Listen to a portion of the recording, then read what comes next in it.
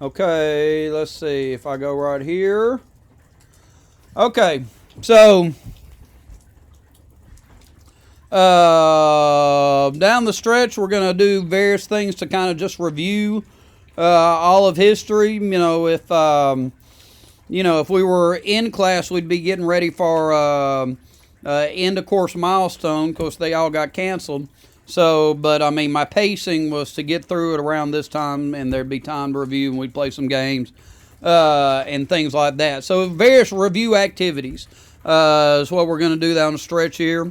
If we get tired of reviewing, we might do some previewing. We'll see the last couple of weeks. We'll just see. All right, but we're going to kind of work our way backwards. All right. So, if, let's see, we've got 5 slides right here. And so you're going to take the notes from the 5 slides, and then you're going to write a couple of paragraphs about any 2 things that we covered here. All right. So just up to you which 2 paragraphs you want, what topics you want to write about. Okay. So the first topic we're looking back, so we're looking at, if we're going 1945 through the present, from World War II to now, so a big topic was the Cold War. All right, so remember, that was the big struggle between the U.S. and the Soviet Union, kind of like a big standoff. They never ever shot at each other, so it wasn't really a hot war. And it started in Berlin. It wasn't a wall. Remember, Berlin got split in 2, and Germany got split in 2, and Stalin blocked off supplies to the folks in West Berlin, and Truman flew supplies in to those folks. So Truman came up with that policy of containment, that you stop the spread of communism. And the Truman Doctrine was $400 million to Greece and Turkey. And I forgot the Marshall Plan. Marshall Plan was $12 billion to the countries of Western Europe for reconstruction after World War II. And, really, really worked well, and those countries didn't become communist. China became communist in 1949. Remember, Mao Zedong and the communists won the Chinese Civil War. He was famous for not famous, but we kind of chuckled that he didn't take a bath, and you don't tell a dictator that he hadn't taken a bath. But when China became communist, 40% of the world's population was communist. The Korean War was from 1950 to 1953. The North attacked the South, and we defended the South. It ended in a tie when China got involved. We almost took over all North Korea, but then China got involved. We kind of freaked out when the Soviets put a satellite in outer space in 1957. Started our space program. Kennedy got elected in 1960 and he invaded Cuba. He said he wanted to put a man on the moon. He invaded Cuba, had the Bay of Pigs. It wasn't successful, and then you had the Cuban Missile Crisis, where the closest the world ever came to nuclear war was in the Cuban Missile Crisis. Kennedy, of course, was assassinated. Johnson took his place, and Johnson sent troops into Vietnam. And so we had troops in Vietnam for 10 years, 1964 to 1973, and it was the only war we ever lost. And remember, the problem in Vietnam was you didn't know who the enemy was or where the enemy was. Vietnam was a lot like Korea. The North attacked the South, but you're fighting in the jungle, and so it's hard to find the enemy. And they never gave up. It didn't matter how many North Vietnamese had to die to win the war. So after 10 years, Nixon, the war really divided the country and ruined Johnson's presidency. He had been a very successful president in the area of civil rights, and Nixon pulled the troops out of Vietnam. Nixon eases tension with the Soviets. That was a period of time called détente. But then when Reagan became president, he came up with this plan, Star Wars, to put like missiles in outer space or satellites in outer space to shoot down missiles, and that freaked out the Soviets, so they came kind of to the bargaining table, and that kind of led to the end of the Cold War. And Reagan kind of gets credit for winning the Cold War. So that's the Cold War. All right. The next big topic from that period since World War II, civil rights, is kind of a 10-year period, 1954 to 1965. Brown versus Board of Education was 1954. Supreme Court ruled that schools ought to be desegregated with all deliberate speed. The Little Rock Nine. Ooh, goodness! Look what I forgot. Look what I forgot. Montgomery bus boycott. There we go. All right, I'm not sure if I'm spelling Montgomery right. That was Rosa Parks, Martin Luther King, 1955. African Americans refused to ride the buses in Montgomery until they were desegregated. It was an over a year-long boycott of the buses. Little Rock Nine, that was the 9 kids that desegregated that Central High School in Little Rock, Arkansas, and Eisenhower had to send in troops to escort those kids into that school, and school shut down for a year, but then the next year it was desegregated. The sit-ins were at lunch counters by college kids, a civil rights group called SNCC, to desegregate lunch counters. Of freedom rides were African Americans riding buses, Greyhound buses from the north down in the south, and they got attacked when they got into Alabama. We watched I really love the film, the Children's March, Birmingham Children's March, about trying to desegregate Birmingham and, fighting against Bull Connor there in Birmingham. And, as kids, y'all's age and younger, they really kind of forced Kennedy to propose the Civil Rights Act. The March on Washington was in support of the Civil Rights Act. That's where King made the I Have a Dream speech. And then, of course, Kennedy got killed. And so Johnson was able to get the Civil Rights Act passed using kind of what's called the Johnson treatment. It was very intimidating, in-your-face kind of aggressive president.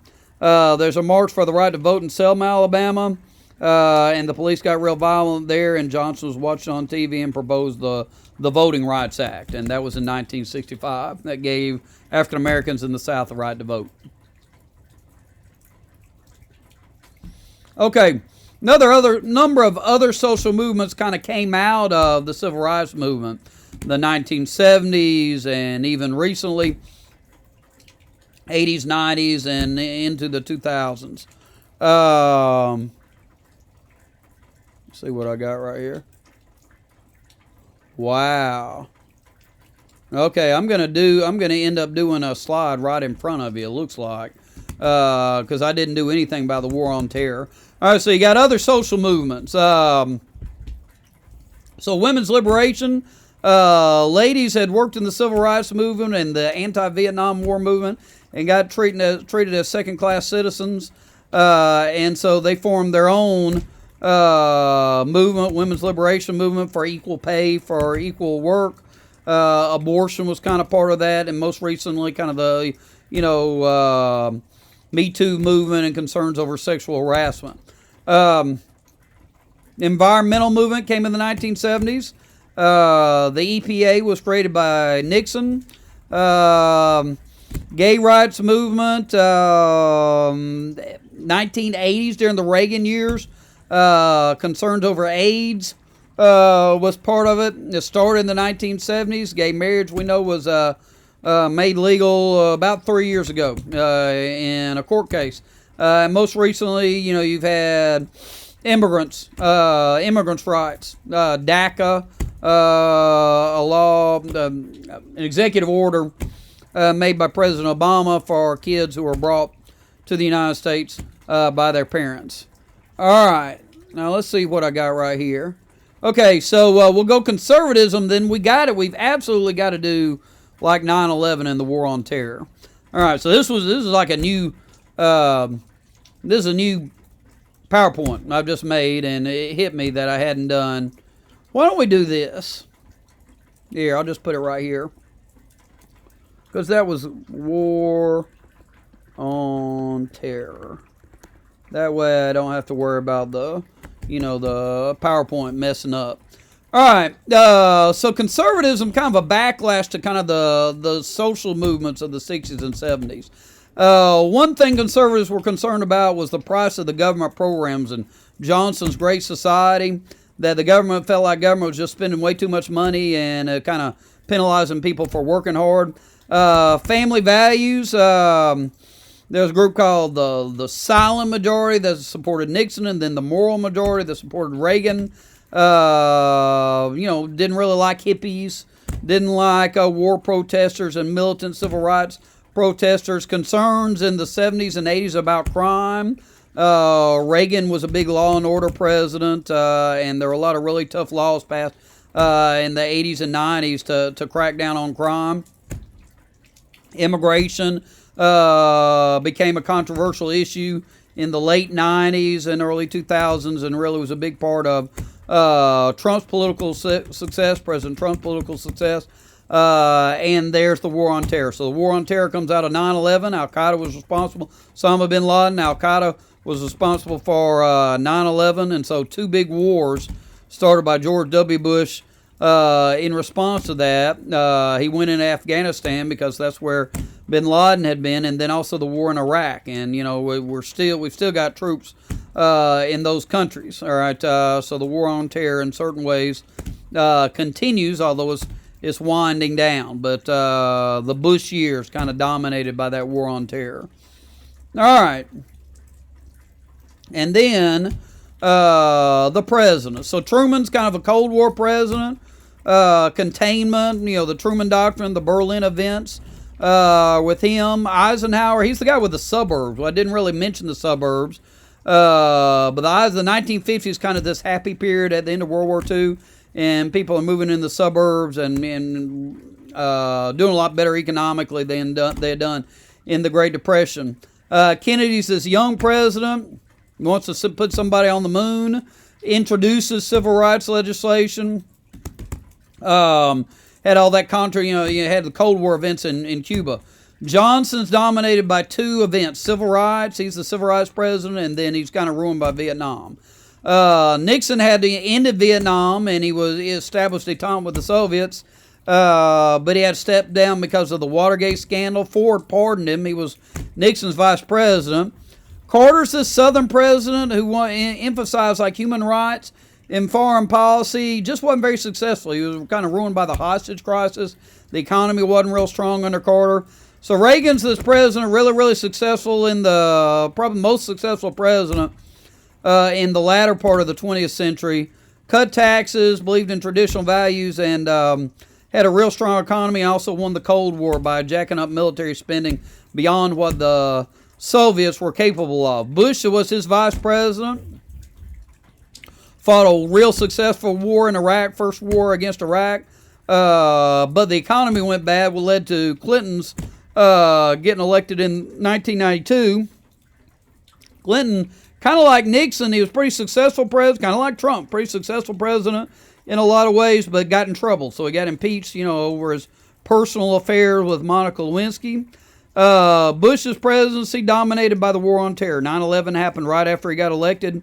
So he's got the wars in Iraq and Afghanistan. Obama's first half, really hadn't talked much about Obama and Trump. First African American elected president. The bailout. The economy is bad when he became president. And then also Obamacare, probably the thing that he's most, the healthcare reform he's most known for. He was a two-term president. Then Trump got elected kind of in certain ways as a backlash to the Obama years, kind of the anti-Obama in certain ways. All right, and so that's where we are. Okay, so the assignment to be, take these notes and then write me 2 paragraphs and send them to me about any of the topics that we talked about. Anything covered on this, if you feel like you're an expert on it, you can just write a paragraph on it. That's great. If you want to look something up on, on the internet on it, that's fine too. Any 2 topics. All right. What do you think? I think that took 15 minutes. What do you think?